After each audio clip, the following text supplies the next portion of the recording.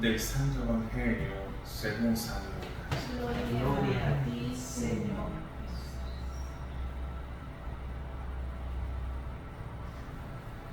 Un sábado, Jesús iba atravesando unos sembrados y sus discípulos los arrancaban espigas al pasar. Las restregaban entre las manos y se comían los granos. Entonces unos fariseos les dijeron: ¿por qué hacen lo que está prohibido hacer el sábado? Jesús le respondió: ¿acaso no han leído lo que hizo David una vez que tenía hambre él y sus hombres? Entró en el templo y tomando los panes sagrados, que solo los sacerdotes podían comer, comió de ellos y les dio también a sus hombres. Y añadió: el Hijo del Hombre también es dueño del sábado. Palabra del Señor. Gloria a ti, Señor Jesús. Las normas pueden hacer que se olvide el espíritu cristiano de las cosas.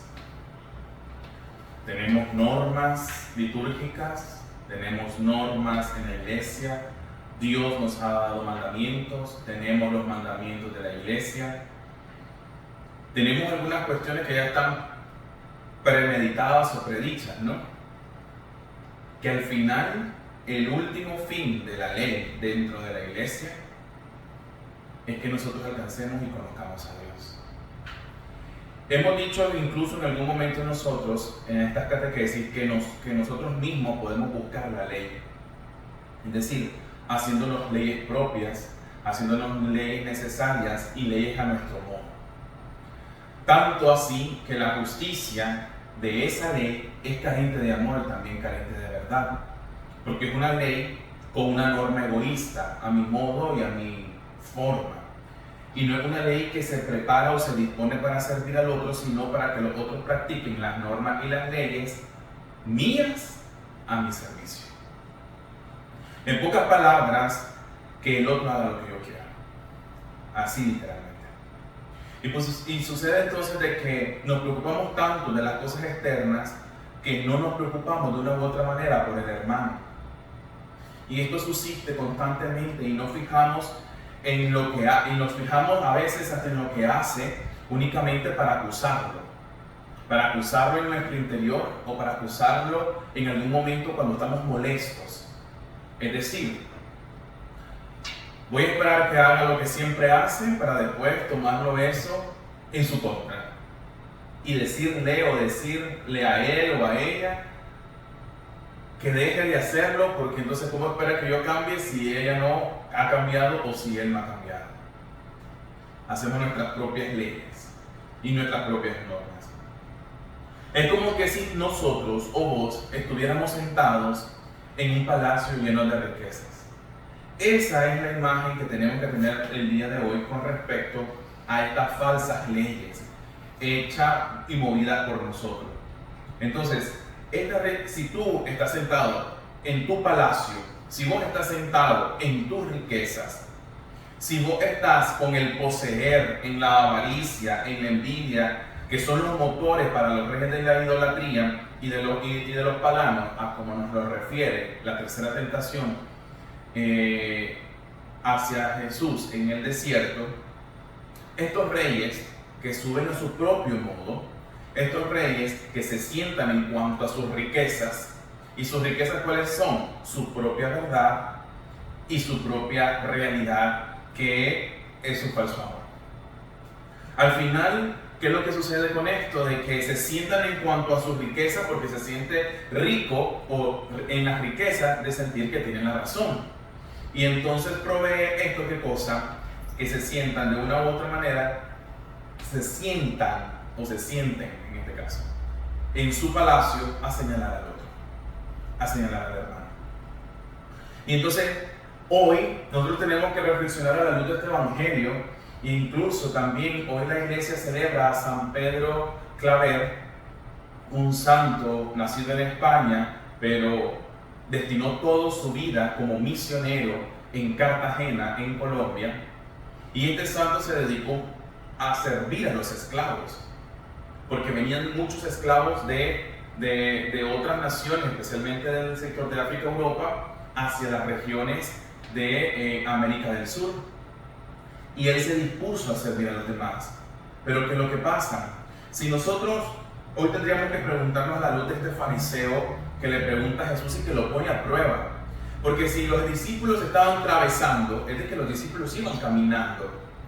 Si los discípulos, dice el Evangelio, atravesaban unos sembrados, es porque iban avanzando hacia un lugar, iban juntos como comunidad. Pero de pronto a estos viene y se le acerca a alguien por envidia probablemente, o porque según su ley, su práctica de su ley estaba amparada en un conocimiento de la ley. Y entonces, ¿qué es lo que pasaba con la ley? De que no se podía trabajar en sábado. Y cosechar alimentos, en este caso lo que estaban haciendo los discípulos, quitando las espigas de estos racimos, arrancarlas y después replegarlas en las manos para sacar los granos, esto era considerado como trabajo. Bueno, en nuestra cultura hoy por hoy esto lo vemos totalmente ridículo, pues con efecto, porque no tiene ningún sentido de que si yo tengo hambre, como busco, las plantas están a mi servicio, pero eso es gracias también a esta nueva inculturización del Evangelio en las realidades de nuestras naciones, en que todo está al servicio del ser humano. Pero entonces ellos iban de camino, van juntos, van de camino, y de pronto sale alguien, un fariseo, lo increpa y no se dirige a los discípulos. El Evangelio no dice que Jesús iba comiendo granos. El Evangelio dice los discípulos, no era el líder, no era la cabeza, no era el maestro el que iba haciendo el enredo aquí, sino que era uno o algunos de los de la comunidad, de los discípulos. Y entonces vienen estos, restriegan, agarran, comen y los ven los fariseos. Listo, tenemos algo que tener contra ellos. Un error de alguno, visto allá afuera en el mundo, es destinado implacablemente para destruir algo. ¿Y a quién le habla el fariseo? El fariseo le habla inmediatamente a Jesús. Uno de los fariseos viene y le dice: ¿por qué hacen lo que está prohibido hacer el sábado? Es decir, al final, me imagino que aquellos se quedan en shock, porque de una manera muy sencilla les están llamando la atención. Hacer lo que está prohibido el sábado es como decir que no estamos respetando la ley de Dios y los mandamientos, o en este caso, aquellos 600 y pico de mandamientos o de leyes, en este caso, llamarlo de la Torá, que tenían los judíos. Y entonces, ya que los discípulos no se iban a defender, sale Jesús y le pregunta. Miren qué interesante, porque anteriormente hemos estado hablando incluso de que cuando alguien te viene y te pregunta y te responde con una pregunta, pero Jesús viene y les pregunta: ¿acaso no han leído de que David entró, una vez que tenía hambre, él y sus hombres, entró en el templo, tomó los panes sagrados que solo los sacerdotes podían comer, y comió ellos y dio también a sus hombres? Entonces al final lo que le lanza es que todo está al servicio de ellos, si tienen hambre, aunque estaba destinado para. El caso del hambre de David seguramente era una cuestión de emergencia, cuando ya no hay nada que comer. Pero entonces Jesús le dice: el Hijo del Hombre también es dueño del sábado. Jesús nos viene a dar esta oportunidad de poder abrir los ojos, especialmente hoy. ¿Para qué cosa? Hoy el Señor nos llama a conversión nuevamente, en caso que nosotros estemos practicando esta actitud del fariseo. Y es, hoy tenemos que bajarnos, en este caso, de nuestro mundito, de lo que nosotros creemos siempre que es lo mejor para el resto de las personas. Y probablemente tienen razón. Pero es que el resto de las personas actúan en su propia libertad. Y entonces, en nuestro mundito, que pueden ser muchas cosas: el tener la razón, el que el otro haga como vos querés las cosas, el que cierre la puerta cuando vos querés, lo que sea, es nuestro mundito.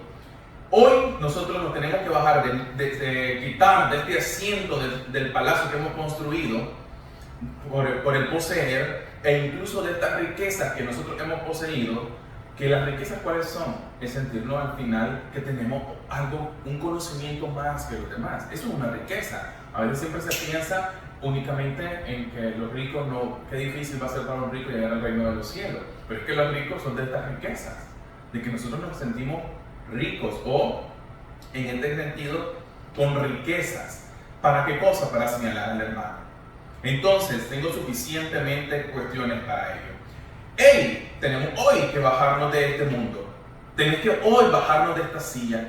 El Evangelio nos está invitando a esto. Y es que tenemos que salir de nuestro castillo, que está hecho a nuestro modo, para entrar en la habitación que el Señor nos está construyendo. Hoy nosotros tenemos que desterrar las idolatrías, porque el problema de esta situación es que nos hemos vuelto idólatras. Y especialmente de nosotros mismos. Y hacer las cosas como nosotros queremos. Esto es una idolatría, pero de hedonismo, ¿no? De a mí mismo, de yo. Es idolatrarme a mí. Y a veces nosotros no nos damos cuenta. Tenemos que desterrar esta idolatría, que es todo lo que se antepone al verdadero Dios. Para que Dios venga y nos asista. Si el Señor hace un juicio de tu vida, ¿qué va a encontrar? Hoy. ¿Qué va a encontrar? Si hoy viene el Señor y hoy es tu último momento para vivir, ¿qué va a encontrar el Señor? ¿Va a encontrar el Señor un justo? ¿Una persona que hizo lo correcto? ¿Alguien que solo se busca a sí mismo? ¿Alguien que solo pensó en sus necesidades? ¿Alguien que solamente pensó en resolver lo que necesitaba? ¿Qué es lo que va a encontrar el Señor hoy en tu vida? ¿Qué ha hecho? ¿Qué ha hecho vos en tu vida? ¿Ha hecho tus propias leyes? ¿Va a encontrar tus propias leyes el Señor o sus leyes? ¿Qué leyes va a encontrar el Señor? ¿Qué va a encontrar en vos mismo? ¿Encontrará misericordia? ¿Va a encontrar compasión por el hermano? Porque el problema de esto es tener que excusar al otro, que uno no tenga perfectamente la razón. ¿Cómo vamos a vivir de esta manera? Parece entonces que vamos a vivir como ciertos ignorantes, ignorando o creyendo o pretendiendo de que todo tenemos que pasar, entonces excusando a los demás de todo. El problema es que cómo yo reacciono ante esto. Porque si yo voy ante el hermano y vamos a esto, porque la verdadera fe es la que obra con amor. El problema es molestarme. El problema es que cuando empezamos a hacer estos altares a falsos ídolos, inmediatamente lo que provocamos es no obrar con amor, no obrar con la caridad. ¿Y qué es? La verdadera fe es la que obra con amor. Esto lo dice San Pablo. El amor de Dios nos lleva a nosotros a amar al otro. Y amar al otro también es darle consejo. Amar al otro también es decirle la verdad. Amar al otro también es corregir. Eso también es amar al otro. Pero no nos engañemos. Decir que amo a Dios y no sirvo al otro es un engaño. Porque entonces, no, mejor me evito un problema, una situación difícil, una corrección a un hermano que está sirviendo en la comunidad. No, mejor me quedo callado. Eso no es amor. Eso se llama idolatría. Eso tiene un altar puesto en vos mismo. Ese es el problema de esto. De que hemos hecho nosotros mismos un altar porque queremos estar totalmente bien y no cumplir con nuestra misión del amor. Queremos pretender hacer correctamente las leyes, pero no acompañamos al hermano. Y esa es la cuestión. Ir a amar al otro es la misión del Evangelio de hoy. Ahora, en medio de que las cuestiones estén mal, ¿qué es lo que estaba pasando con este fariseo? Ponía a prueba a los discípulos, a Jesús mismo. Y los discípulos también, por un pequeño error que cometen, inmediatamente el resto del mundo los ve y es como que todos ellos están haciéndolo mal. Y ahí es donde uno se tiene que proteger o acuerpar para poder ir caminando en lo correcto, a la luz del Señor, sí, pero dando testimonios allá afuera. Ir a amar al otro, ir a amar a los esclavos que llegan. Sucede que en la experiencia y la vida de San Pedro de Claver, él, al viajar a Colombia, inmediatamente él iba al puerto y esperaba a los esclavos para atenderle en sus enfermedades, para darle un espacio, para ver si los podía liberar, para liberarlos literalmente. entre otras muchas cosas. Lo que él estaba buscando era liberar a todos estos esclavos. La misión de este misionero era asistir al resto de la gente. La realidad de este misionero era entregar su vida para que otros pudieran tener vida también. Y sucede de que entonces, ¿quiénes están esclavos hoy? Hoy podríamos decir nosotros de que amar a los esclavos que llegan a nuestro puerto, y Dios no está pretendiendo ni siquiera que muevas un solo movimiento de tus esfuerzos débiles y lastimosos. Y lo digo de esta manera porque a veces es tan pesado para aparentemente llegar a ser apostolado o servir al Señor, o realmente cansado, podríamos decirlo así. Estoy siendo sarcástico. E inmediatamente Dios ya no espera que vos vayas al puerto, como sucedió con San Pedro Clara. No está esperando que vayas al puerto, que te movas de aquí a un puerto a buscar esclavos. Porque hoy por hoy tenemos tantos hermanos en el mundo esclavizados por el dinero, esclavizados por el amor al homosexualismo, al acto sexual como tal, esclavizados a la pereza, esclavizados a no querer a Dios, esclavizados al trabajo, esclavizados a las drogas, esclavizados a sí mismos, esclavizados a los propios pareceres, a la propia ley.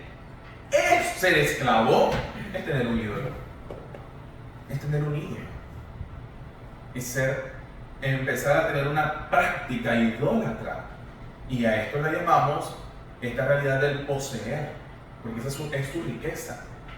Yo me quedo aquí porque me siento bien, estoy conforme. Aún en esta esclavitud no lo siento como una esclavitud, ya lo siento normal. Y literalmente se está esclavo la persona. Entonces, ¿qué sucede con esto? Aquí, a tu lado, o enfrente, o detrás, hay un esclavo también. Hay un esclavo. ¿Y qué pasa con esto? Si nosotros empezamos a pensar que aquí, a nuestro lado, hay un esclavo, sí, también ese esclavo te necesita. El que está al frente de vos, el que está detrás de vos, el que está a tu lado, aquí, sentado en esta capilla. Hay un esclavo que te necesita.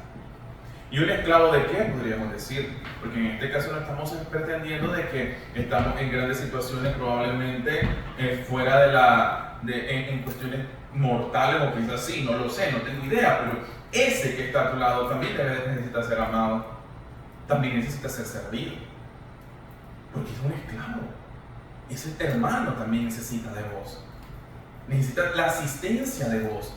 Entonces, ese que está también debe ser amado, expresarle el amor de Dios, expresarle que Dios está y que no vive muy lejos. Pero a veces pensamos de que nuestros hermanos solamente son los que más aparentan necesidad, y que sí, puede ser, pero a veces tenemos esclavos en medio de nuestras familias, de nuestros hogares, y que de una u otra manera allí está necesitándose también llevar el mensaje del Evangelio del Señor.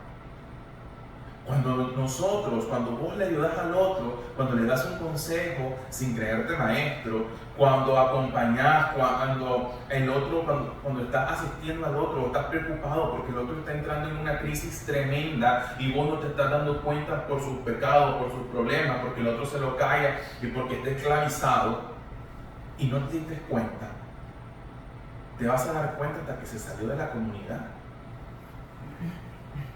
O no vas a poder darle una palabra antes de que ocurra eso. Porque el problema de la esclavitud es que se calla. Díganme ustedes qué esclavo ha levantado su voz, sino hasta que ha sido liberado. Es difícil poder pensar en esto, pero hay tantos esclavos también. Y nuestra comunidad podría tener algunos o muchos esclavos que viven problemas y que al final que pretenden abortar los proyectos de Dios en sus vidas, porque se esclavizaron, se idealizaron, hicieron pequeños altares, ídolos en los cuartos del perdón, hicieron ídolos en vez de esperar a poner el sagrario en la capilla de la luz de su Domus Vitae, hicieron o recrearon ¿qué cosa? Poner un altar a otro falso Dios. Y en esa experiencia empieza una esclavitud. Y hoy el Evangelio entonces nos llama a decir que no podemos ser fariseos, que la misma norma está hecha como ley. Y la misma norma o la ley está hecha nosotros para alcanzar a Dios. He dicho, no está hecha para encontrarnos a nosotros mismos. La ley de Dios está hecha para salvar al hombre. Y por ello, ir a misa todos los domingos, confesarse, dicen, al menos en Pascua, comulgar al menos por Pascua, entre otras cosas en el mandamiento de la iglesia, no robarás, no sé qué, y ahí empiezan todos los mandamientos de la ley de Dios. ¿Qué sentido tiene entonces? Pero nuestras propias normas y nuestras propias leyes nos salvan. Nuestras propias normas y nuestras propias leyes, nuestros modos, son estériles. No dan absolutamente nada a luz. Esta palabra nos llama entonces a nosotros a conversión. Nos llama hoy a nosotros a conversión para ver cómo llevo mi vida. Para ver qué es lo que me esclaviza. Pero también para ver en qué yo no he querido ayudarme a ser liberado. Porque esa es otra realidad. San Pedro Clavel pudo haber tratado de liberar a muchos, pero ¿y los que no querían ser liberados? Porque se acostumbraron al método, al modo de ser esclavos. Así existen entre nosotros muchos también, que no quieren la libertad, se acomodaron en la esclavitud y continúan en grandes vicios y pecados.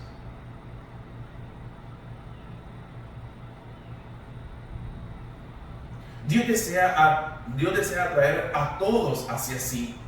En efecto, Él desea hacerlo. Y si nosotros seguimos con nuestras leyes, lo único que nos va a esperar es la muerte. Y eso es lo que va a florecer en medio de esto, la muerte. Porque no puede dar a luz, ni ser fecundo, ni dar vida, una ley propia, hecha por nosotros. No está enraizada a un óvulo.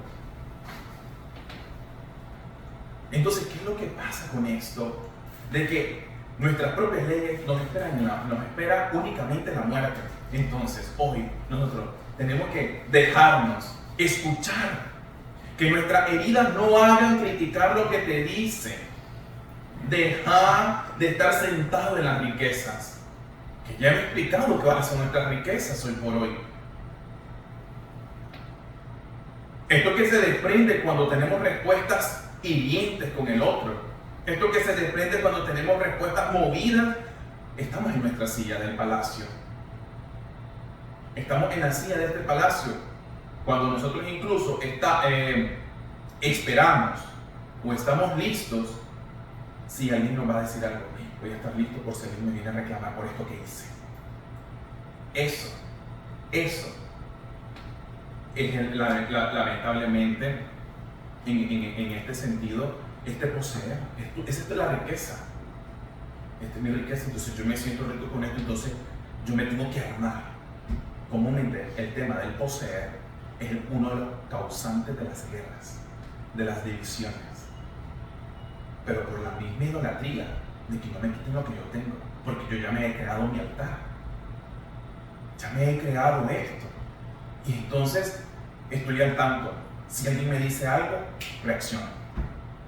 Y estoy esperando que alguno de mis hermanos me venga a decir de que yo, como le levanté la voz sirviéndole a una de las mamás en un servicio, en un retiro, y entonces estoy esperando a ver a qué momento me vienen a decir para yo responderle algo. Altar fijo, palacio hecho, trono con una persona ya sentada, que es la persona.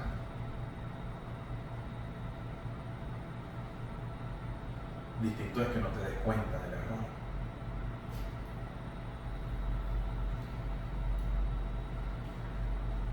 El demonio es el que prepara. El demonio viene, atenta contra nuestros pensamientos y empieza. ¿Qué es lo que voy a decir? Di esto. Así que el demonio es el que prepara. Ahí no es nuestra carne, no es una reacción. Viene el demonio. Es el consejero de tu palacio, de los idólatras.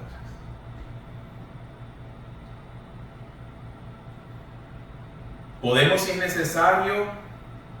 necesario, el templo, A que esta capilla esté disponible por si es necesario para emergencias. A que esta capilla esté, si es necesaria, para necesidades de tantas personas. Sí, la catedral puede estar dispuesta para necesidades de urgencias o emergencias. Un templo, una iglesia puede estar a la necesidad para esto.